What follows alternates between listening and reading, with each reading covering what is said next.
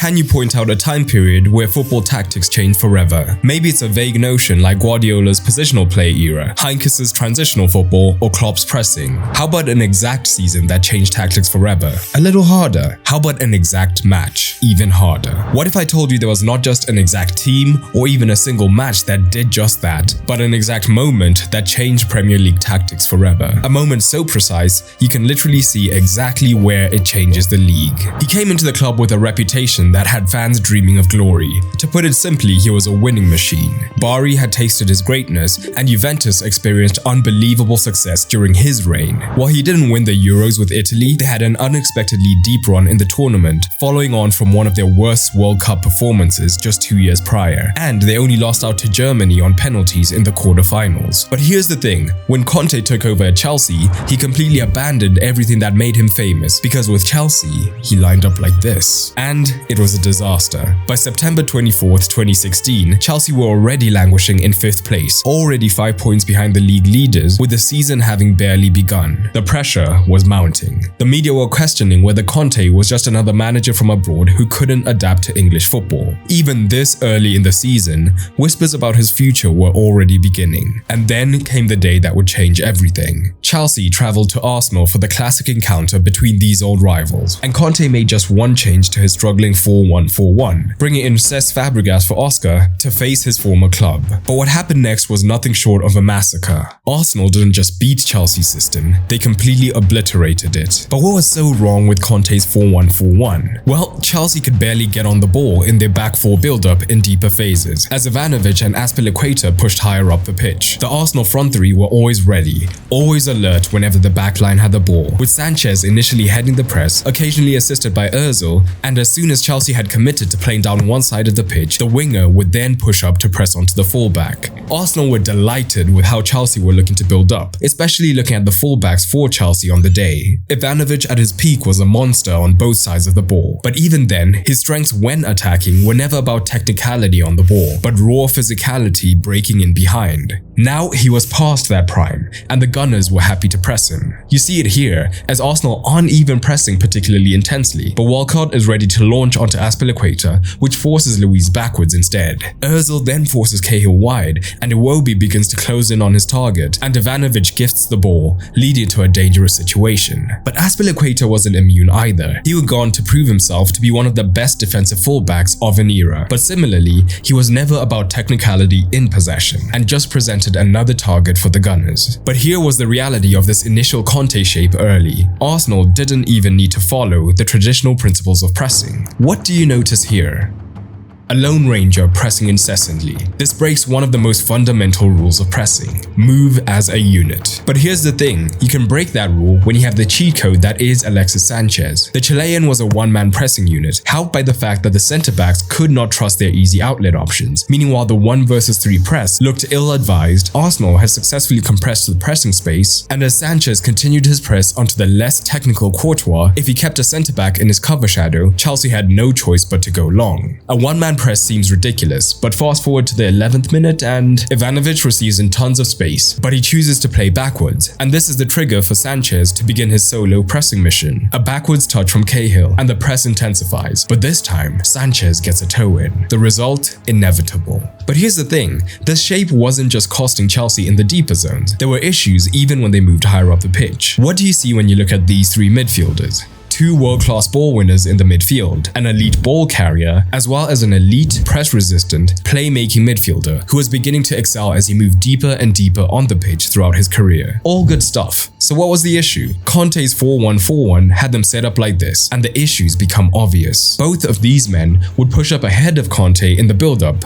meaning that now, rather than Fabregas seeing most of the ball in deep areas, it was Conte who did, and he was not as press-resistant. And in Arsenal's 4-2-3-1 shape, their midfield was perfectly primed to take advantage of this. But it wasn't just taking away the strengths of their best on-the-ball midfielder by having them see less of the ball, as Conte did struggle to get the ball to Fabregas. But the shape had also taken away one of Conte's best traits, his running ability with the ball, because now he had to be hyper-disciplined in this position. The issues extended beyond just that. Ivanovic was no longer the marauding fullback pushing high up and providing the width, so in general he had to be more conservative, dropping into these zones as a deep fullback, almost as a third centre-back, meaning that it was completely up to Willian to provide all the width down the right flank. And down the left, Azpilicueta had a little more ambition, but there were still a few problems. He was a defense-first fullback, making him hesitant to overlap. Even when he did overlap, he was a right-footed left-back, making him a lot less effective in the cross. And these factors combined to mean he was very rarely a threat when he pushed forward. The Walcott-Bellerin duo had little to worry about,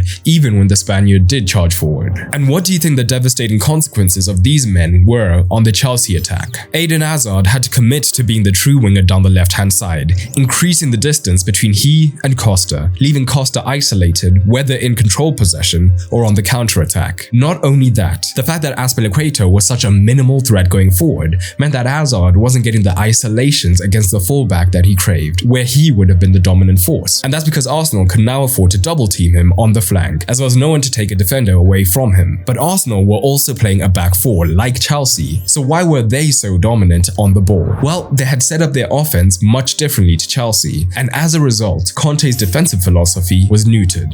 And it brings us closer to the exact moment that the league changed. Unlike Arsenal, who were pressing higher, Chelsea was set up in a mid-block 4-1-4-1. But why is that? Football is a 90-minute dance, with each team having a plan before the game, but also having to react to what the opponent is doing, as each tries to impose their will on the other. And Arsenal were having a lot more success in imposing theirs, and it started by having two fullbacks who were willing to push on. That immediately changed the dynamic. Willian and Hazard had to drop deep and wide to deal with this, meaning that again, Costa was isolated against the Arsenal back two, much like Sanchez had been at times. But tactics are always contextual, and the greatest contextualizer is individual player ability. Sanchez had the energy to lead a press all on his own. Diego Costa did not. So much like the rest of the team, Costa was more often on the back foot, helping to keep a solid shape, which helped Arsenal dominate the ball. And while Chelsea's in-possession shape in this game minimized the strengths of their best players, Arsenal's maximized the strengths of theirs, while at the same time exploiting Chelsea's weaknesses. With two players out wide here, Hazard was forced to do an unusual amount of defending, taking him further away from the attacking zone. In that first half, Hazard put up a valiant effort, tracking back as much as he could, but he is just not a defense-minded player, which was bad news for Azpilicueta, because the result of this was this. Mustafi breezes past Costa because of the 2 versus 1 backline advantage, forcing Hazard to pay attention to the centre-back. Matic sees the situation emerging and comes across to prevent the situation well. But the gap in the half space is now huge, and as the ball moves centrally, Azpilicueta recognizes this and tracks Walcott's menacing run. But the one player down that side of the pitch who has not smelt the danger is Hazard.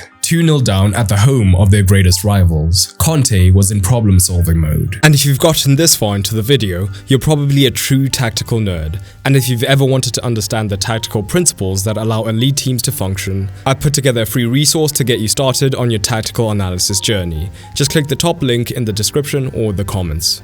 But when we talk about optimizing your own players and exploiting the opponent's weaknesses, it wasn't just about Hazard's defensive instincts when Arsenal attacked down the flanks. Alexis Sanchez had spent the last few years of his career playing as a winger, and while he was doing a phenomenal job pressing from a 9 position, he was far from a traditional 9. So why use him like that? The answer is Wenger did not. Sanchez was granted a much freer role, roaming around the pitch to find the place where he could cause the most danger, and often that was down the flanks. Down the Chelsea right, where Willian was incredibly disciplined defensively, there was a 2 versus 2. So Sanchez as a false 9 would often drift wide, and with the Arsenal midfield waiting centrally to attack any spaces, the centre-backs were hesitant to push out too early, which meant that the Gunners could have the numerical overload out wide. But the high fullbacks had another effect. Where Chelsea's were deep, forcing the wingers to be the width providers, Arsenal's flying fullbacks meant that Iwobi and Walcott had options: stay wide for the overload, or push in centrally to create a different overload. And we saw a lot of the latter, meaning that Arsenal often had a 5 versus 3 or even a 6 versus 3 if Alexis Sanchez was dropping in from higher up as well. Again, Wenger was maximizing his team's strengths. The sheer scale of this overload through the middle meant that Chelsea's midfield now had to drop deeper and deeper to try and cover the space between the lines, and that created more space here. And now Arsenal could get their best players on the ball, with Ozil dropping alongside Cazorla to dictate the play, while the sheer proximity of so many men meant that they were perfectly positioned for quick link-up play through the midfield, while the presence of so many men line also meant that Cahill and Luiz could not commit to dropping deeper with Sanchez because the threat of the runner in behind was ever present. The first half was nothing short of a bloodbath, and this would lead Conte to make one of the most significant changes in recent history. But here's the thing, if there were all these issues with this system, and Conte was a back three man anyway, why was he using this system? Well, despite the reputation and recent history, Conte was never a philosophical ideologue who was determined to play a back three at any cost. Conte has always prioritized a winning team over blind marriage to a formation. His early career, in fact, at Bari and Siena was built around an aggressive 4-2-4, which expected the wingers to hug their flanks and get crosses into the dual threat, while the midfielders were energetic and were expected to do all the sweeping up. This shape also allowed an aggressive press without the ball, which is exactly what Conte craved. But that immediately changed at Juventus. With Arturo Vidal and Pirlo having joined the club, having them as a two-man midfield would have been a recipe for disaster, as Vidal loved pushing forwards and Pirlo even then was aging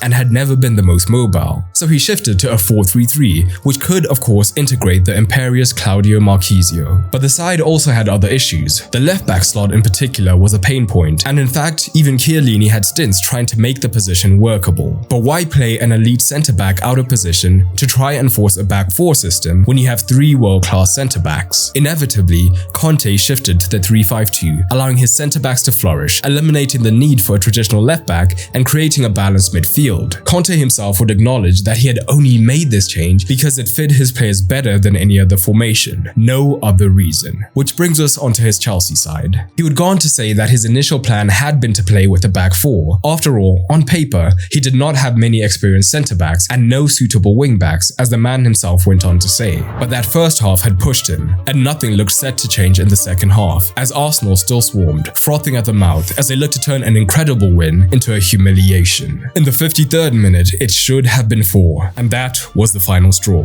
Cesc Fabregas off, Marcos Alonso on. And for the first time, Chelsea shifted to a back three, the change that sent shockwaves through the league. And suddenly, the smallest glimmers of change were peeking through. In that first half, Chelsea were essentially a non-factor in the attack, but the new shape was already giving Arsenal something new to think about. Now, with the 3 versus 1 in the build-up, Sanchez's one-man pressing act went from just about feasible to completely impossible. Now, every press from the Gunners would have to be a lot more coordinated, moving the team up as a unit. But that wasn't the only advantage of the back three for the Blues in this encounter. The change in system was now doing a lot better job of maximizing his players' strengths, and it began in the backline. David Luiz at left centre-back now had the freedom to show his attacking instincts as he pushed up with the ball. Ivanovic now didn't have to worry about overlapping at all, saving his aging legs. Azpilicueta, if he was to play wing-back, much preferred to play on his strong foot. And of course, Marcos Alonso was well positioned to fully express his attacking instincts. And now, Arsenal had a problem. Chelsea now had the potential to cause a wide overload. When Luiz pushed forward with the ball, Walcott would confront him, as he had done when Azpilicueta was the left-back. The issue now was that Alonso would be left completely free, and Hazard was free in the half space, potentially creating a 2 versus 1 against the left back, especially if Costa was able to pin both of the centre backs. And this again brings us to the issue of only using the system to maximize his players. Conte now had a man alongside him to help the progression. But most importantly, remember Willian and Hazard stuck on the touchline in the first half, having to fend for themselves? Well, that was no longer the case, with both tucking in, also meaning now Costa was no longer isolated, and the attackers had the potential to actually link up because they were operating as a unit, not fighting individual battles high up. Hazard in particular was now fully unlocked, not stuck strictly on the flanks and drifting around the pitch to wherever he felt most dangerous. But it wasn't just the offensive end that was maximized. On the defensive end of things, Conte now had direct support in shielding the back three. And crucially, the presence of dynamic wingbacks meant that Hazard was no longer expending as much energy on deeper areas and could focus on doing what he does best, creating magic. Not only that, the centre-backs now had a new dynamic. Alexis Sanchez was still threatening between the lines, but where in the first half the centre-backs were hesitant to follow, in the second, Cahill was willing to drop with Sanchez, as now 2 centre-backs would still be behind him for some emergency defending when required. But here's the thing, this shape wasn't immediately the cure to all of Chelsea's problems in this match, and that's because the team was adapting on the fly, so Arsenal still had their menacing moments even against the back three. But in the following matches, a couple of key changes would be all the difference, as Conte now had his bearings. Azpilicueta was far too defensive to be a wing-back. Chelsea were consistently finding him in room room after beginning the overload with Luiz on the left, but Azpilicueta's threat non-existent. So in subsequent matches, he was moved backwards, which also got rid of Ivanovic's aging legs, whilst introducing the thrust of Victor Moses. David Luiz, rather than operating off the left, was moved central to maximize his on-the-ball impact, whilst Pedro began to see more game time. The question Conte was asking himself was never whether he should recreate his past Juve glory with the back three. It was always how he could maximize this current Chelsea's odds of winning. I mean, even the way his Chelsea midfield functioned was different from his Juventus one. An elite midfield at Juve was the key in possession, hence the three, and they ran the game and were looking to supply the final dagger to the front two. Chelsea's midfield, on the other hand, was more functional, with the goal being to get the ball to the front three earlier in dangerous positions. A subtle tweak, but a symptom of the Conte approach. And the league took notice. Remember this graph? This is the percentage of teams in the Premier League who used a back three before and after Conte. The Italian literally changed an entire league in one fell swoop. But why was he the man to do it? After all, he wasn't even the first manager to use a back three in the league. Martinez had used it to save Wigan from certain relegation, Van Gaal had flirted with it, Brendan Rodgers, adaptable as ever, had leaned on it during spells when he almost led Liverpool to the league, and countless others before them. But the real reason it took hold after Conte was simple. After a mediocre start to the season, the switch to the back three suddenly saw Chelsea launch the longest winning streak in Premier League history and shoot to the top of the league. Its efficacy was undeniable. Listen to this. In 2015-16, only 10 teams tried the back three even once, and less than 5% of total matches featured a back three. By the end of 16-17, 17 of the 20 teams had used it at least once, and almost 20% of matches contained it. Yep, the likes of Wenger, Klopp, and Guardiola were all following in the footsteps of Conte. Since that season, the number of matches with the back three has never dipped below 15%, a true league-changing shift. But here's the most important thing. Conte had imported in the formation just because he'd been using it at Juventus. He had used it because it's what his squad demanded. The formation was simply a tool to maximize his players' talent. And maybe that was the most important part of the Conte revolution. It made many managers realize they'd been ignoring an entire tool because they were accustomed to the Premier League being a back four league. And Conte had changed that. And in turn, it had emboldened incoming managers, not in terms of using a back three, but more in terms of sticking to their philosophy that they were brought in for, rather than bending to the invisible culture of a league. The ramifications of Arsenal-Chelsea on that day in 16-17 are still being felt in the present day, but comment down below any other moments you think have changed the landscape of any league.